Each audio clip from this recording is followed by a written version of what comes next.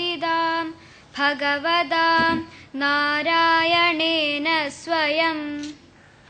ഓം പാർത്ഥായ പ്രതിബോധിതാം ഭഗവതാം നാരായണേന സ്വയം.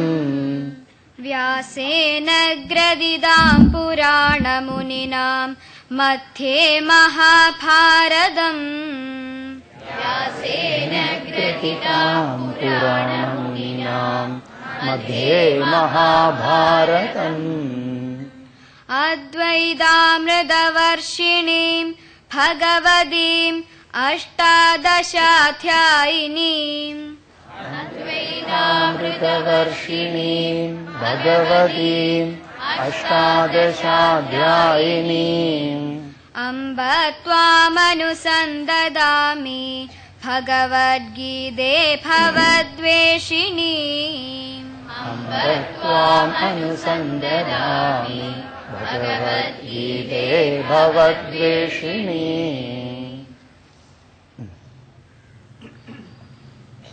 ഓം പാർത്ഥായ പ്രതിബോധിതാം ഭഗവതാ നാരായണേന സ്വയം.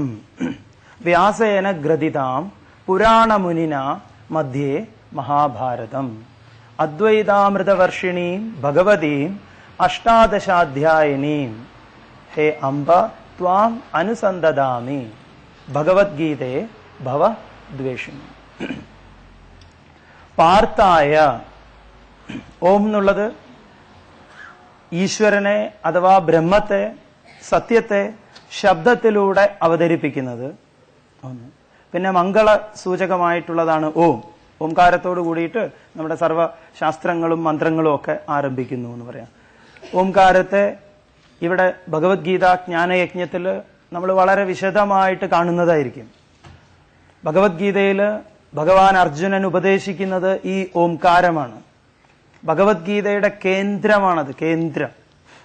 കഴിഞ്ഞ ഒരു ജ്ഞാനയജ്ഞത്തിൽ 9ാം അധ്യായമായിരുന്നു അഭേദാശ്രമത്തിലെ ഒരു ഗീതാജ്ഞാനയജ്ഞത്തിലെ വിഷയം. ഭഗവത്ഗീത നേർപകത്ത് കഴിഞ്ഞാൽ 9ാമത്തെ അധ്യായം അതിന്റെ മധ്യമാണ്.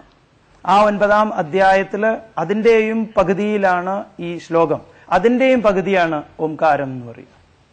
അപ്പം ഭഗവത്ഗീതയുടെ കേന്ദ്രം എന്ന് വിശേഷിപ്പിക്കാം ഓംകാരത്തെ. ആ സമയത്ത് ഓംകാരത്തെ അല്ലെങ്കിൽ പ്രണവ ധ്യാനത്തെ, പ്രണവത്തെക്കുറിച്ച് വളരെ വിസ്തരിച്ച് നമുക്ക് മനസ്സിലാക്കാം. ഇപ്പം ബ്രഹ്മത്തെ അഥവാ സത്യത്തെ അഥവാ ഈശ്വരനെ ശബ്ദത്തിലൂടെ ബോധിപ്പിക്കുന്നത് എന്ന് മനസ്സിലാക്കുക. ഒപ്പം മംഗളകരമായിട്ടുള്ളത് ആ ഓംകാരത്തോടു കൂടിയിട്ട് ഈ മന്ത്രം അല്ലെങ്കിൽ ധ്യാന ശ്ലോകം ആരംഭിക്കണമെന്ന് പറയും. പാർത്ഥായ, പാർത്ഥനായിക്കൊണ്ട്, പൃഥയുടെ പുത്രനായിട്ടുള്ള അർജുനനായിട്ട്, നാരായണേന സ്വയം. പാർത്ഥായ പ്രതിബോധിതാം. പ്രതിബോധിതാം എന്ന് പറഞ്ഞാൽ നല്ലവണ്ണം ബോധിപ്പിക്കപ്പെട്ടത്. പ്രകർഷേണ ബോധിതാം, നല്ലവണ്ണം ബോധിപ്പിച്ചത് എന്ന് പറയും. നാരായണേന സ്വയം, സാക്ഷാൽ നാരായണനാൽ. നാരായണൻ എന്ന് പറഞ്ഞാൽ നാരം എന്ന് പറയുമ്പം മനുഷ്യ സമൂഹം എന്നാണ് അത്ര അർത്ഥം. അയനം എന്നതിന് ഗതി എന്നാണ് അത്ര അർത്ഥം. മുഴുവൻ മനുഷ്യ സമൂഹത്തിന്റെയും ഗതി ഏതൊന്നിലേക്കാണോ അതാണത്രേ നാരായണൻ. രാമായണം, രാമസ്യ അയനം. അയനം എന്ന് പറഞ്ഞാൽ ഗതി അല്ലെങ്കിൽ സഞ്ചാരം എന്നൊക്കെ അർത്ഥമുണ്ട്. അപ്പൊ രാമന്റെ സഞ്ചാരമാണ് രാമായണം. അതിനെ വേറൊരു തരത്തിൽ പറയുകയാണെങ്കിൽ രാമനിലേക്കുള്ള സഞ്ചാരം എന്നാണ് അത്ര.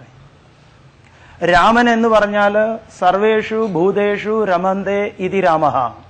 സർവഭൂതങ്ങളെയും പ്രപഞ്ചത്തിലെ സമസ്ത ഘടകങ്ങളെയും രമിപ്പിക്കുന്നത് അല്ലെങ്കിൽ അതാക്കി നിലനിർത്തുന്നത്, ഓരോന്നിന്റെയും ബോധസത്ത.